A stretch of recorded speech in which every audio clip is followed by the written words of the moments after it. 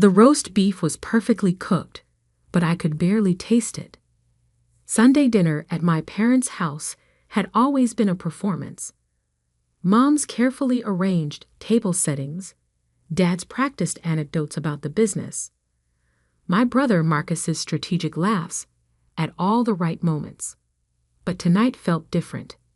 The air was thick with anticipation, like everyone knew something I didn't. I was pushing peas around my plate when Dad cleared his throat. That sound, I'd heard it 1,000 times before big announcements. Usually about quarterly profits or new acquisitions. Never anything good for me. "Emily," he said, setting down his wine glass. "We need to discuss the future of Harrison Global." I looked up, meeting his eyes across the mahogany table that had witnessed 25 years of family dynamics. The same table where he'd once told me I was too emotional to handle client meetings. Where he'd suggested I stick to administrative work despite my MBA from Wharton. What about it? I kept my voice neutral, even as my stomach tightened. Your brother has shown exceptional leadership potential. Dad smiled at Marcus, who sat straighter in his chair, preening. He's landed 3 major accounts this quarter alone. The board agrees? It's time to start the succession planning. Mom beamed, reaching over to squeeze Marcus's hand. "We're so proud of you, honey." I took a slow sip of water, letting the ice clink against my teeth. 3 major accounts. They didn't know those accounts had come from my quiet work behind the scenes, my late nights restructuring proposals, my relationships carefully built over years. "Marcus will take over as CEO within the year," Dad continued. "It's the right move for the company. You understand, don't you, Emily? You're just too soft for business, too hesitant. Business requires decisive action." Marcus smirked slightly. "Don't worry, sis. I'll find a place for you somewhere in the company. Maybe in HR. That seems more your speed." I set my fork down carefully, the silver making no sound against the fine china. They had no idea that while they'd been dismissing me as the soft daughter, I'd been building something of my own. Something that would make their 3 major accounts look like pocket change. "Excuse me," I said quietly, standing. "I need to make a call." "Emily," Mom started, her voice carrying that familiar note of disappointment. "Don't be dramatic. This is a family dinner." I smiled, the kind of smile that comes from knowing something they don't. "It's just a quick business call. I'll be right back." Outside on the wraparound porch, the summer evening hummed with cicadas. I pulled out my phone and dialed a number I knew by heart. "Hello, James. It's Emily Harrison. I think it's time to move forward with what we discussed." "Yes, all of it. Start the paperwork tonight." I ended the call and looked through the dining room window. They were all laughing now, probably already planning Marcus's coronation. Dad raised his glass in another toast. They had no idea that while they'd been grooming Marcus to run Harrison Global, I'd spent the last 3 years quietly building Vertex Solutions into their biggest client's preferred vendor. No idea that I owned 70% of the company that provided the technology backbone for their entire operation. No idea that by tomorrow morning, when James, my lawyer, filed the paperwork, their precious succession plan would crumble like the apple pie Mom was now serving. I walked back inside, taking my seat just as Dad was telling one of his favorite stories about Marcus's first big sale. "Everything okay?" Mom asked, more out of obligation than concern. "Perfect," I replied, finally taking a bite of the roast beef. It really was perfectly cooked, just finalizing some business details. "Business details?" Marcus laughed. What business could you possibly be handling on a Sunday night? I dabbed my lips with the linen napkin. You'll find out soon enough. Dad frowned slightly. Emily, if this is about the succession plan. Not at all. I cut him off smoothly. I completely understand your decision. Marcus is clearly the right choice to lead Harrison Global. I mean, those 3 major accounts he landed. Impressive. Marcus practically glowed with pride. Well, someone needs to keep the company growing. Absolutely, I agreed. Growth is crucial. Speaking of which, how's the Anderson account? Still our biggest client. Of course, Dad jumped in. 20 years of partnership. They're locked in with us for the long haul. I checked my watch. In exactly 12 hours, that long haul would hit a very sudden stop sign. More wine, anyone? Mom offered, trying to steer us back to safer waters. No, thank you, I said, standing again.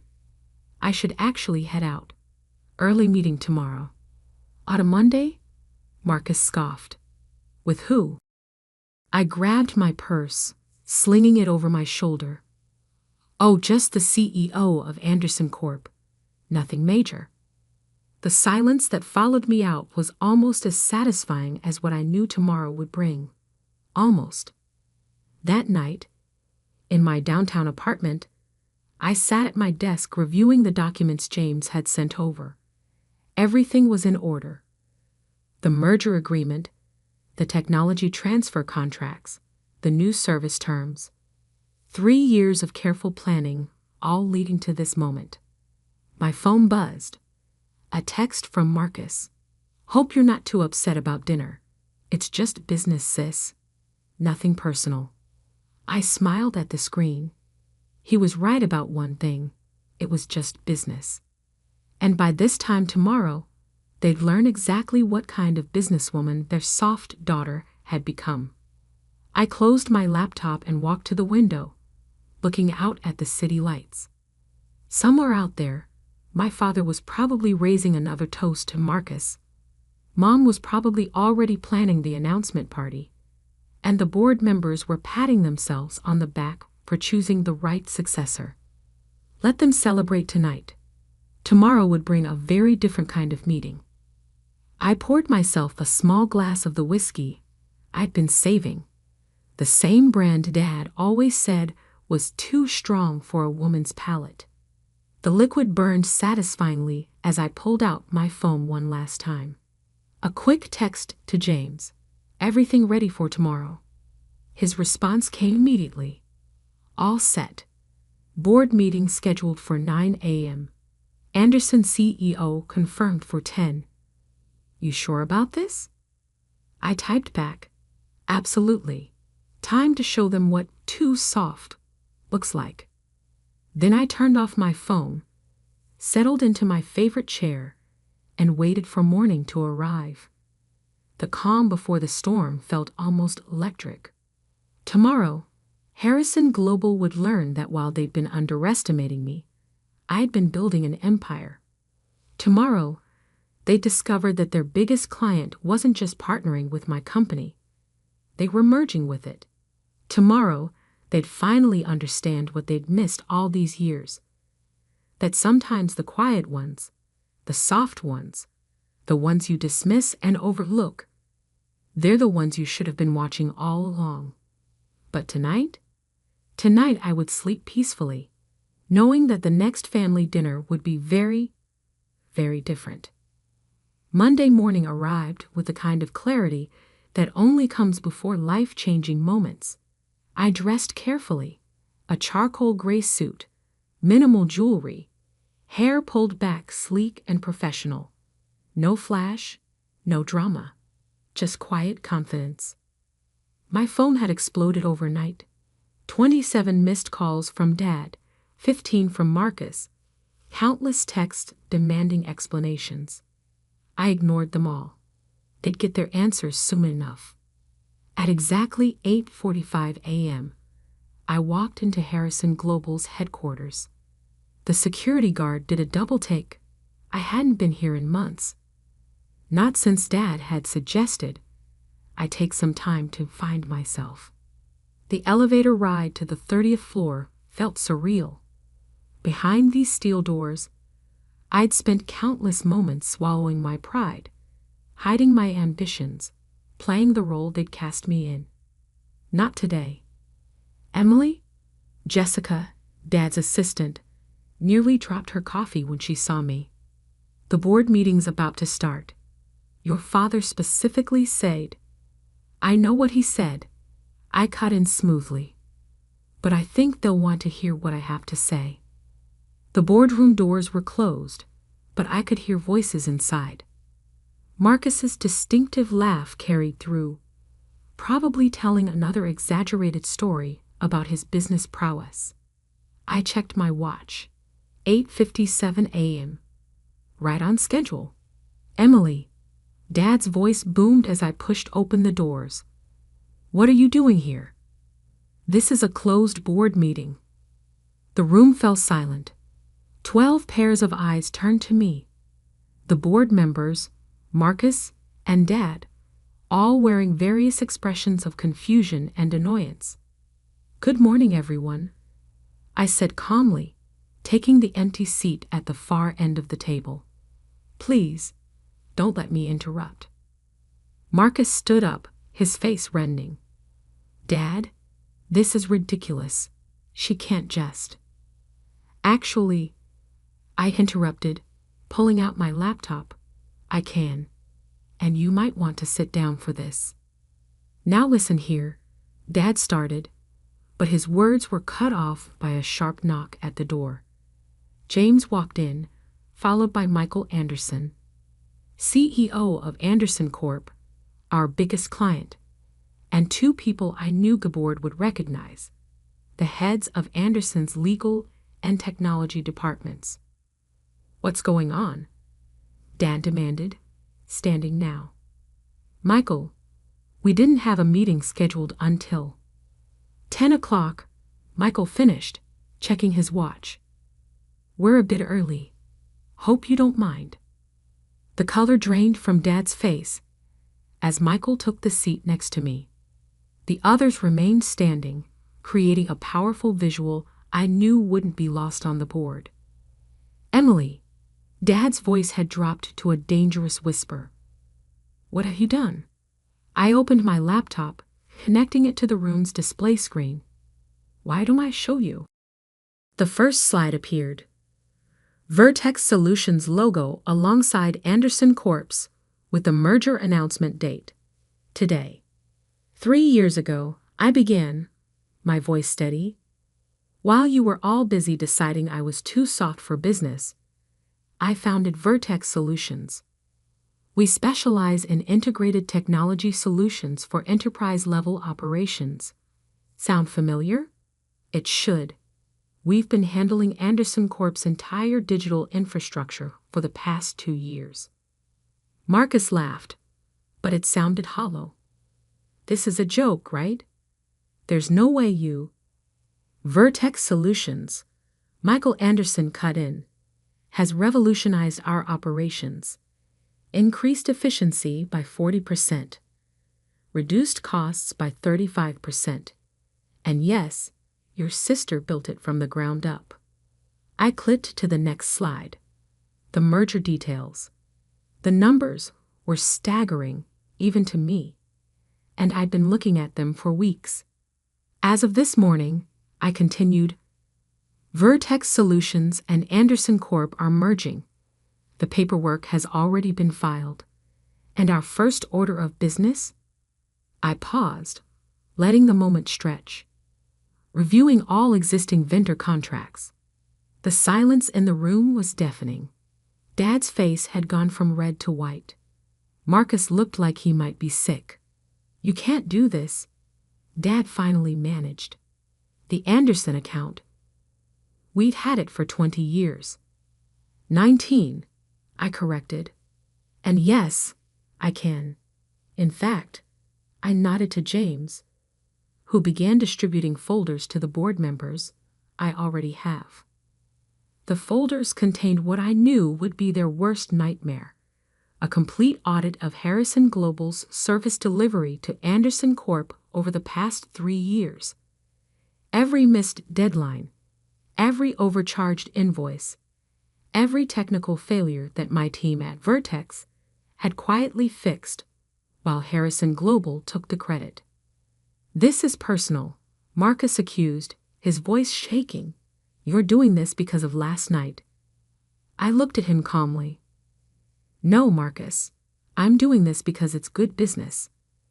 Something you'd understand if you'd actually landed those 3 major accounts yourself, instead of taking credit for my work." A board member, Mr. Thompson, I noted, was already flipping through the audit report, his face growing grimmer by the page. "These numbers, this is accurate?" "Every page," Michael confirmed. "We've been tracking the discrepancies for months. The only reason we didn't terminate our contract with Harrison Global earlier was out of respect for our relationship with Emily." Dad collapsed back into his chair, looking suddenly old. "Emily, please.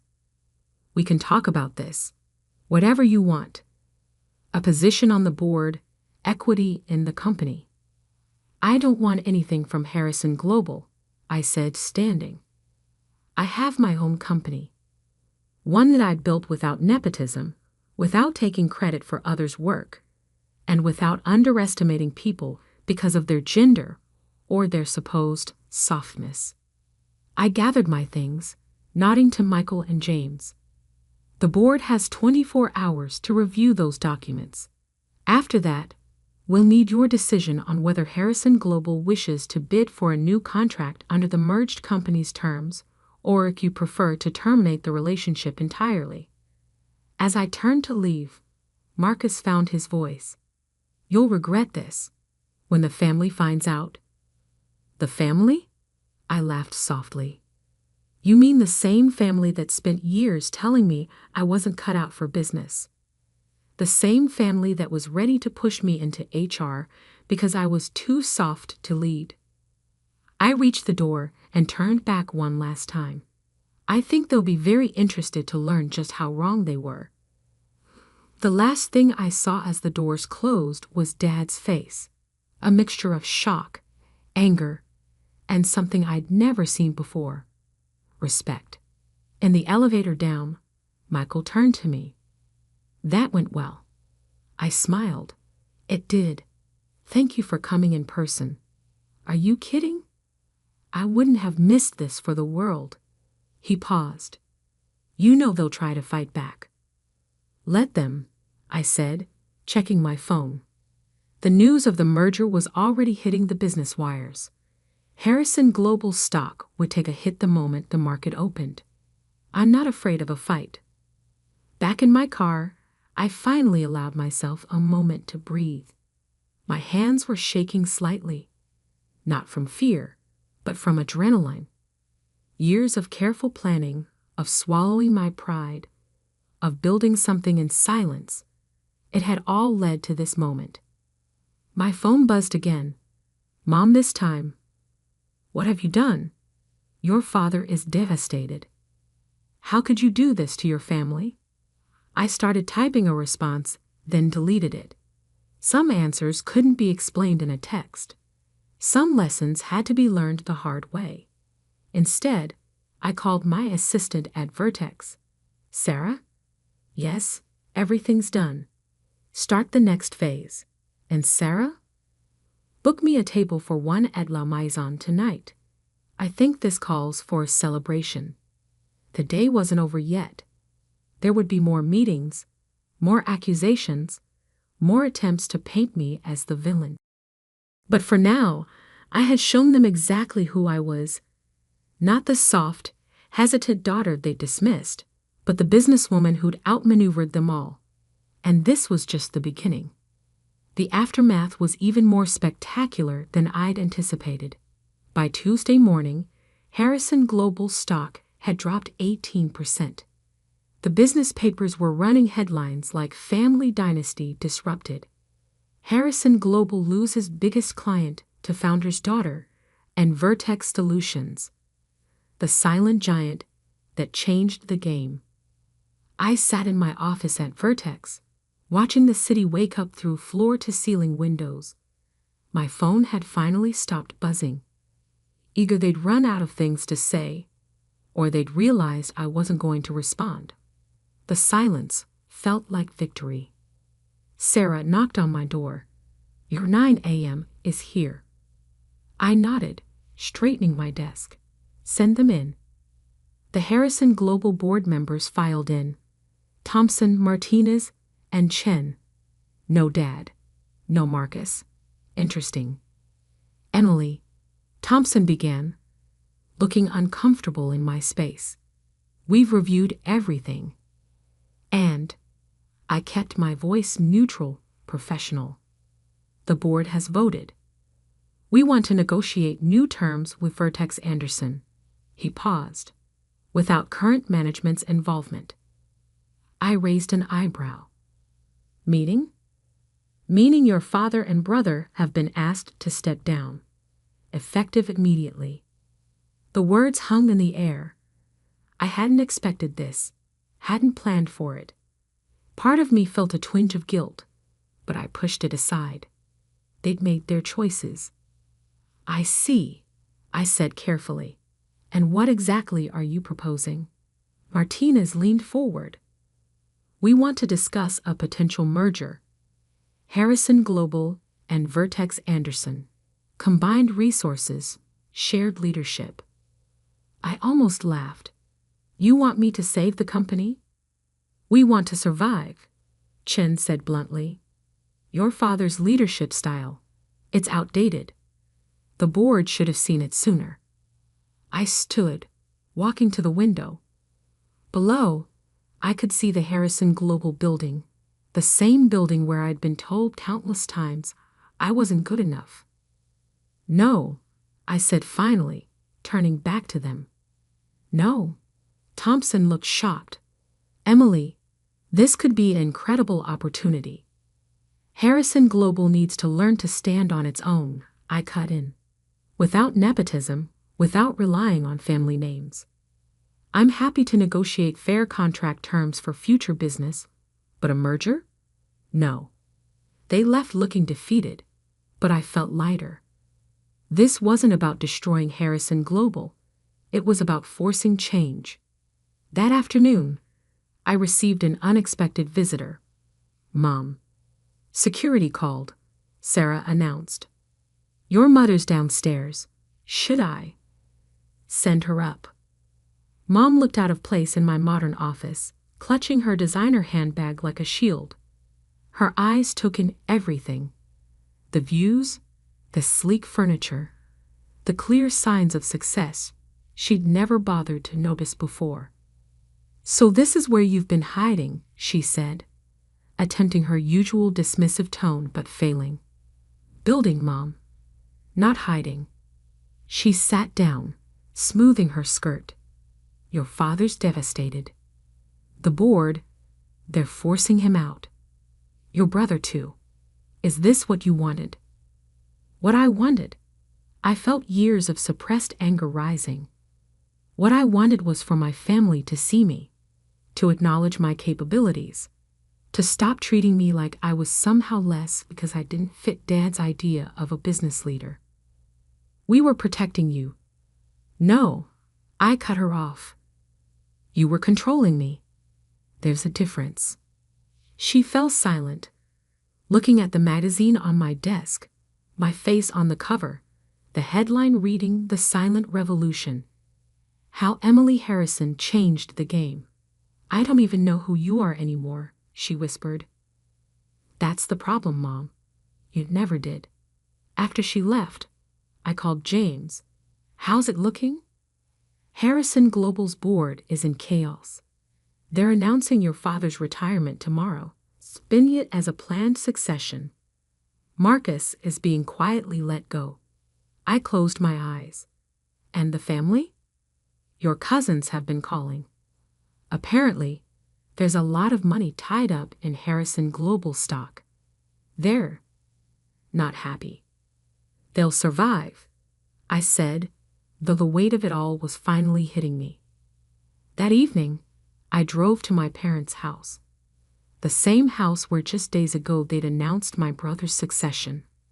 The same dining room where they'd dismissed me one final time. Dad opened the door before I could knock. He looked older, tired, but there was something else in his eyes. "Emily," he said softly, "I suppose we need to talk." Inside, the house was quiet. No Mom, no Marcus, just me and the man who'd spent years underestimating me. "You could have told me," he said as we sat in his study, "about Vertex, about all of it. Would you have listened?" He was quiet for a long moment. "No," he admitted finally. "I wouldn't have believed it. That's the problem, isn't it?" I nodded, feeling tears threatening but holding them back. "You never saw me, Dad. Not really."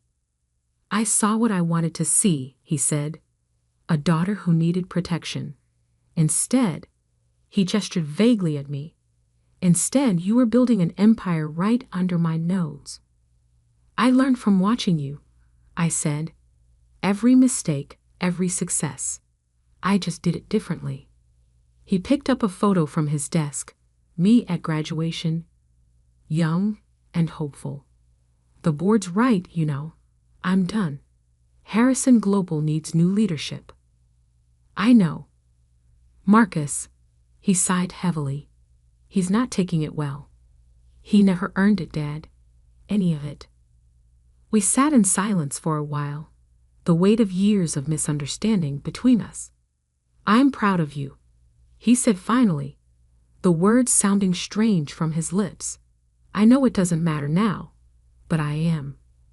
I stood to leave, pausing at the door. "It matters, Dad.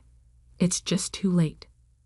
The next few weeks were a blur of meetings, press conferences, and reorganization. Harrison Global announced its new leadership.